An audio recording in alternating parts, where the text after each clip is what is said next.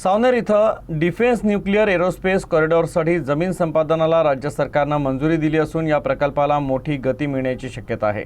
या निर्णयाला आमदार आशिष देशमुख यांनी ऐतिहासिक म्हटलं असून या प्रकल्पानं देश संरक्षण क्षेत्रात आत्मनिर्भर होण्यास मदत होईल, तसंच विदर्भातील लाखो तरुणांना रोजगाराच्या नव्या संधी निर्माण होतील असा विश्वास त्यांनी व्यक्त केला आहे।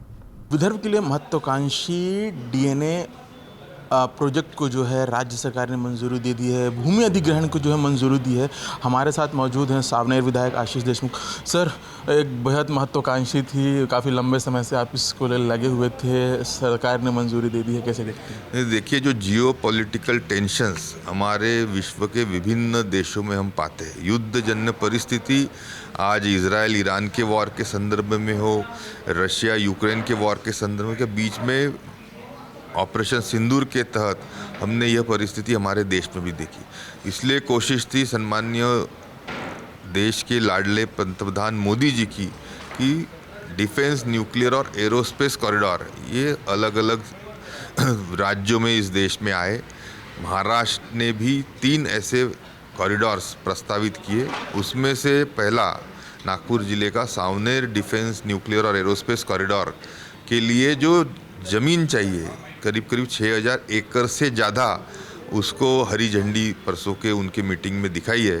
सर, कितना महत्वपूर्ण है न केवल नागपुर शहर बल्कि विदर्भ और उसके आसपास के जिलों के लिए, क्योंकि पहले से ही नागपुर शहर में बहुत ऐसा डिफेंस सेक्टर को लेकर लगातार है कि सर एक बड़ा प्रोजेक्ट आना, इससे न केवल रोजगार में वृद्धि होगी बल्कि कई और भी स्रोत जो है नागरिकों के लिए उत्पन्न होंगे। देखिए, नागपुर ये देश में मध्यवर्ती स्थिति है।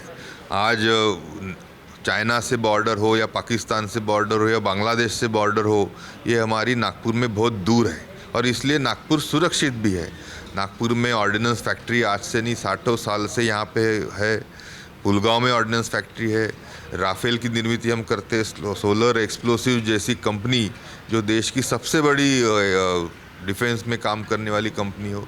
और अभी ये डिफेंस, न्यूक्लियर और एरोस्पेस कॉरिडोर जो कि केंद्र द्वारा घोषित किया जाएगा, राज्य सरकार अपनी तरफ से सब मदद उसमें कर रही है। निश्चित तौर पे इस सभी के लिए एक अच्छा इकोसिस्टम करके सामने आएगा। प्रोजेक्ट की भी घोषणा हुई है, लेकिन इसकी विरोध में भी बातें जो है सोशल मीडिया पर शुरू हो गई, उसको किस तरह देखते हैं? कहीं ना कहीं ऐसा लग रहा है कि विकास को रोकने हैं, लोगों को समृद्धि पे रोकने के लिए उस तरह का प्रयास है।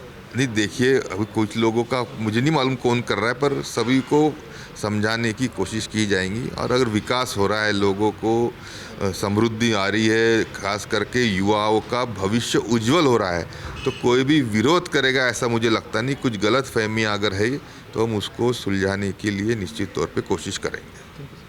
तो ये थे आशीष देशमुख। इस प्रोजेक्ट से न केवल नागपुर विदर्भ बल्कि जो आसपास का जो पूरे और भी ज़िले हैं उनमें एक बहुत विकास के लिए एक बहुत संभावना रहेगी और जो नागरिक हैं, जो युवा हैं, उन्हें बड़ी संख्या में रोजगार मिलेगा। मेरे साथी दिनेश सातपुते के साथ रवि शुक्ला, यूसी न्यूज़, नागपुर।